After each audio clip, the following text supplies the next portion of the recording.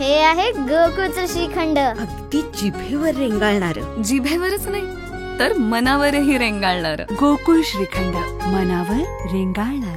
सातत्यानं वाढत असल्याचं बघायला मिळत आहे. जी सरकारी आकडेवारी येते त्यामध्ये देखील ही आकडेवारी वाढत असलेली बघायला मिळते. कितपत गांभीर्य आहे, काय नेमकी खबरदारी असते? नाही, कोविडच्या संदर्भात यापूर्वी सुद्धा सातत्यानं आपण सर्वच माध्यमांच्या मधून सातत्यानं लोकांना सांगतोय की एकूणच कोरोनाचं जे काय आपल्याला पहिल्या टप्प्यातली जी भीती होती ती भीती बाळगण्याची गरज नाही. विशेषतः सिंगापूर आणि हाँगकाँगमधल्या एकूण सगळ्या पेशंटची संख्या वाढली आणि मग आपल्या सगळ्यांना सुद्धा काळजी वाटायला लागली की इथं तशा पद्धतीचा प्रकार पुन्हा उद्भवतो की काय. परंतु आपल्याकडे आता कोरोना आपल्या सगळ्या एकूण इतर जे आजार आहेत त्याच पद्धतीनं कोरोना आपल्या समवेत राहील. परंतु त्याचं लक्षण सौम्य असल्यामुळं सर्दी, फ्लू या जशा आपल्याकडे आजार आहेत तशा पद्धतीनं त्याचंही वास्तव्य राहील. पण त्याच्यासाठी विशेष काळजी करण्याची गरज नाही. परंतु जे लोक यापूर्वी सुद्धा सहव्याधी आहेत, पूर्वीचे आजारी असतील, कोमॉर्बिड असतील, तर या मंडळीने नेहमीप्रमाणे जे आपले डॉक्टर सांगतात त्याप्रमाणे काळजी घ्यावी इतकीच अपेक्षा सातत्यानं आम्ही प्रसारमाध्यमांच्या वतीनं सुद्धा नेहमीच सांगत आहोत. जवळपास 15 दिवसांपूर्वी दिल्लीमधून एसओपी जी आहे ती आलेली बघायला मिळाली. काय काय तुम्ही सुरक्षेसाठी गोष्टी करायला हव्यात या संदर्भातली एक नियमावली आलेली पाहायला मिळाली. राज्याकडून अशा संदर्भातली अपेक्षित आहे? दिल्लीतून ज्या पद्धतीच्या सूचना आल्या त्या सूचनेतला सगळ्यात महत्वाचा एक अतिशय महत्वाचा मुद्दा दिल्लीतल्या सगळ्या सूचनांमध्ये होता तो एवढाच होता की या कोरोनाची लक्षणं सौम्य असल्यामुळं याच्याबद्दल घाबरण्याचं, काळजी करण्याची गरज नाही.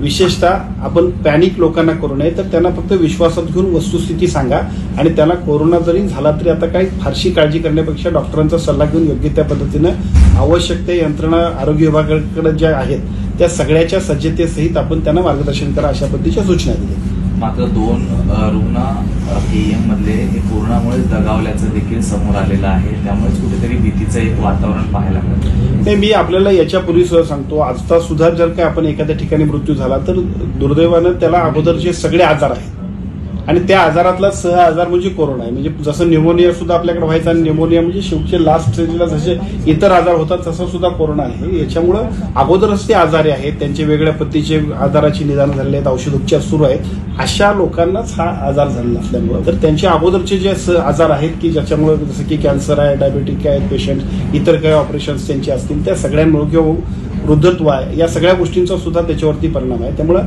या कोरोनाच्या विषयी फक्त आपण सगळ्यांनी याची लक्षणं सौम्य आहेत, याला घाबरण्याची गरज नाही. याला सामोरं जात असताना जे काही आपले फॅमिली डॉक्टर असतील त्यांचा सल्ला घेऊन आपण योग्य पद्धतीनं काळजी घेऊन आपण काम करूया. कोविड सोबत अन्य साथीचे आजार आता पावसाच्या निमित्तानं बघायला मिळतात. अनेक ठिकाणी डासाच्या उत्पत्तीमुळे मलेरिया, डेंग्यू सारखं प्रमाण देखील बघायला मिळतं. त्यासाठी काय खबरदारी आहे?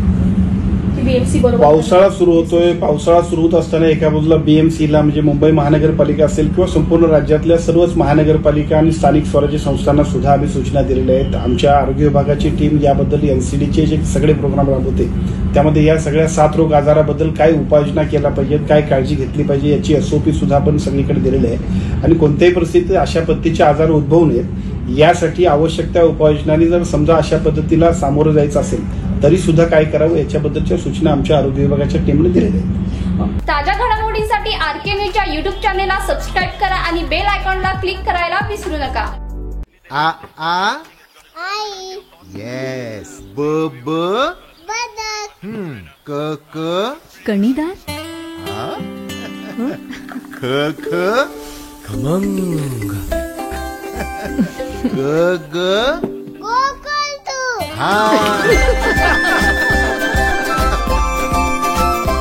अगदी घरच्यासारखं कणीदार खमंग म्हणजेच गोकुळ तूप.